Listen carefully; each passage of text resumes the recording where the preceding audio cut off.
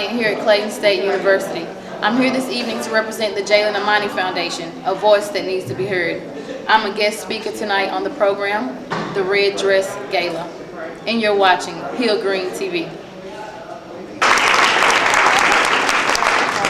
I do want again to thank all of our speakers that came out tonight, because I hope again that everybody can find that strength within them to again seek knowledge or help for anything they may be going through.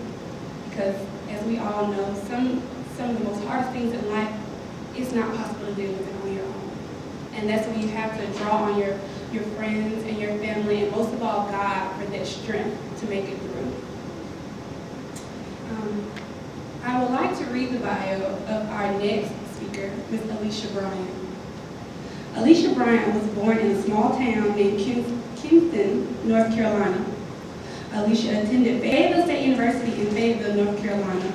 She graduated with honors in 3 years from a 4-year university with a political science degree and minor in political science. Police science.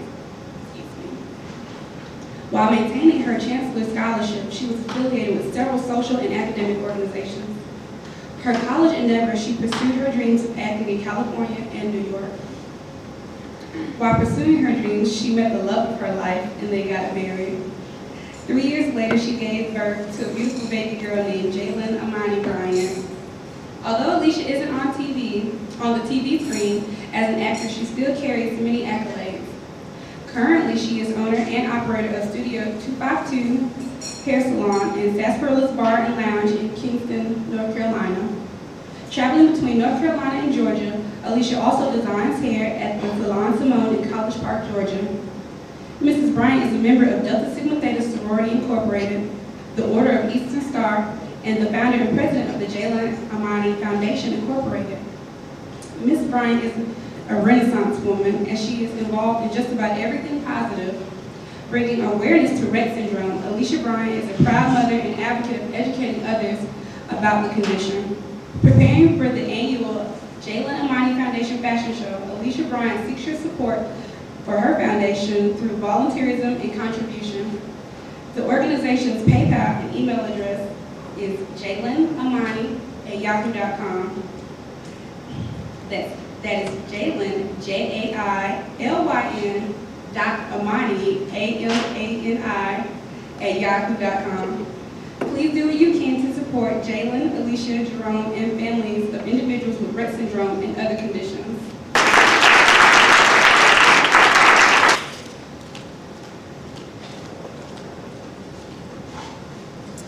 Thank you, Brittany, for that beautiful introduction. I would like to thank God for my being here tonight. It's definitely an honor and privilege to actually be a part of this platform. By a show of hands, how many of you have children? Grandchildren, nieces, nephews, god babies. So that means everybody in here has some type of compassion for kids. As Brittany stated, I have a beautiful 5-year-old daughter, and she is the reason that I stand before you this evening. I'm going to give you my story. Our daughter Jailynn was born on October 12, 2006. Shortly after she turned 18 months old, we began to notice developmental delays in her. After noticing the regression, one day out of the blue, she stopped walking and began to grab at her legs as she rocked back and forth like she was in pain. In July 2008, she exhibited several episodes of screaming and biting profusely for about 45 minutes constantly.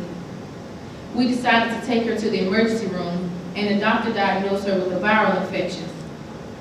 This infection heightened her behavior. See, this behavior she was doing was something that we was accustomed to, but it wasn't something that went on for a long period of time. Normally, my husband could calm her down and get her back to normal within a few seconds, maybe 2 or 3 minutes. But at this particular time, she went on and on for about 45 minutes, so we knew something was not right. We were referred to a neurologist for a sleep study.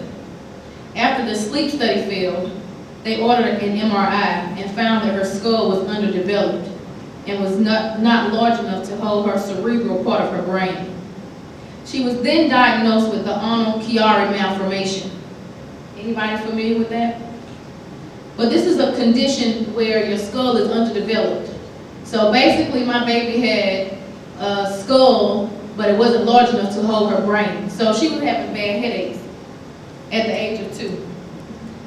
And immediate surgery was recommended by the doctor. In October 2008, at the age of 2, Jailynn had to endure surgery to correct the Arnold-Chiari malformation. Her problem with the Arnold-Chiari was corrected, and we believed that Jailynn would be okay.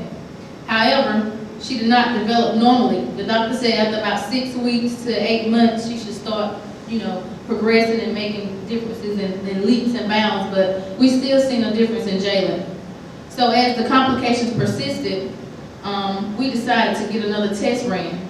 So almost a year later, Jailynn had a genealogy test done, and that's when the neurologist discovered that one of her X chromosomes was mutated.